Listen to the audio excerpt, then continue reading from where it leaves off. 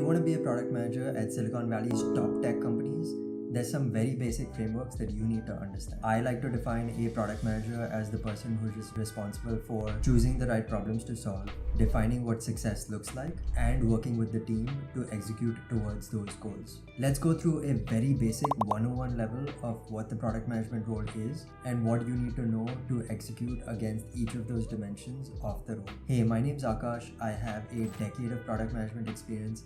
I'm a Harvard MBA grad and angel invest in startups. Subscribe for ways that you can level up your product management skills and career. Let's go. So first, you have to choose the right problems to be solved. People don't want a quarter-inch drill, they want a quarter-inch hole. That's a quote from the Jobs to be Done framework, which essentially states that people aren't out there looking for cool or innovative solutions or products. They're looking for ways to solve problems and issues that they're already facing. This can be easily understood from the failure of the Google Glass project, which was launched in 2012. Sergey Brin built this cool and innovative technology that he thought everyone would love.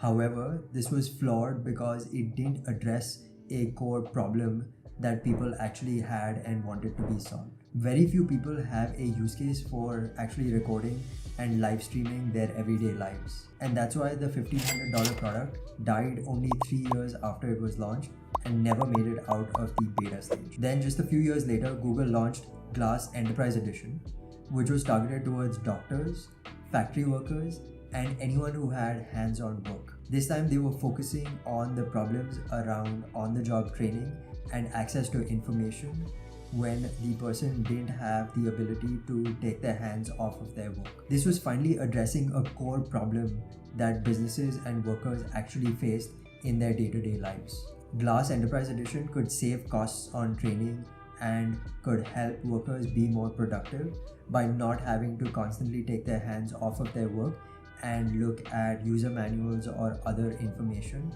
that they needed to complete their work. Now Enterprise Edition has been adopted by DHL, Sutter Health, and a bunch of businesses that want to use Glass to make their workers much more productive and much more valuable. So whenever you're thinking of new product ideas, start by focusing on the problems that need to be solved.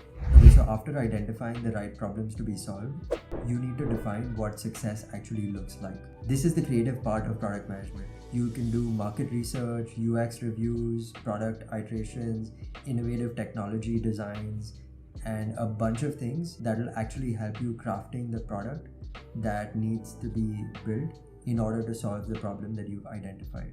However, be careful because underlying this creativity lie stakeholder management and resource constraints. This is because as a product manager, nobody reports up to you. So yes, product managers are the leaders of the cross-functional product team, but they don't actually have anyone reporting to them. So that means product managers must make decisions through consensus and influence. So it's your job to convince internal stakeholders that this is the right product to win the market. So there's abundant examples of products that were addressing the right problem but failed due to bad design. The Pebble Watch, for example, had the right idea of putting actionable data on users' wrists and raised over $30 million on Kickstarter across 2 campaigns. However, the product wasn't integrated well enough and had a cumbersome UX flow for linking the watch to one's phone. When the Apple Watch was released in 2013, it didn't take long for Pebble to shut down. So Juicero is another example where they were right about people wanting to adopt a more healthy lifestyle and wanting access to fresh juices. However, the pricing and product design led to the company shutting down just 5 months after it was discovered that users could obtain the same quality of juice by just squeezing the juice bags with their hands and avoid the $400 juicer purchase entirely. So this is really the part that most new product managers are unaware of or underestimate. It takes a lot of practice and patience to get good at this. And finally, even the best strategy is useless if it's not executed well.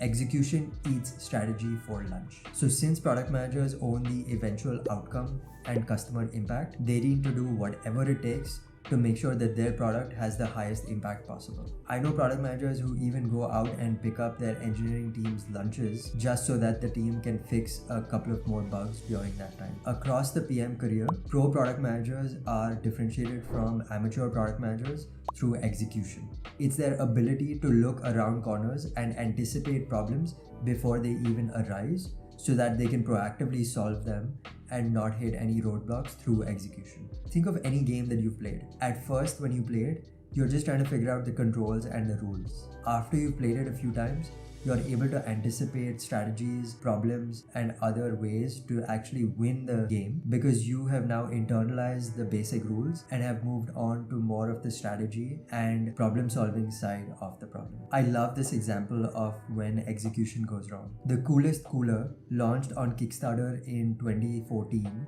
and raised $13 million from backers. They had pre-sold the coolers to over 60,000 people who gave them money upfront to then go and build the coolers. But as you probably guessed by now, once the company actually started manufacturing and execution of their cooler design, they started to hit a bunch of problems. They realized that the fully loaded cost of the cooler to manufacture was much higher than the price that they had already sold the coolers for. And so to raise the necessary funds to bridge that gap, they started selling the cooler on Amazon for immediate availability without having fulfilled the orders of the 60,000 backers who had already pledged their money on Kickstarter for the coolest. Of course, the 60,000 backers were angry and took to Amazon to give them 1-star reviews and really tank the project. They weren't able to raise any outside capital to actually finish the manufacturing. Eventually, the company had to shut down 5 years after they had launched their Kickstarter campaign and left tens of thousands of angry backers with nothing to show for their support for the project. This next video will show you 7 bad habits that might be destroying your career growth. And this video will show you 7 tools that are essential must-haves for every product manager to have and use. Watch these to keep leveling up.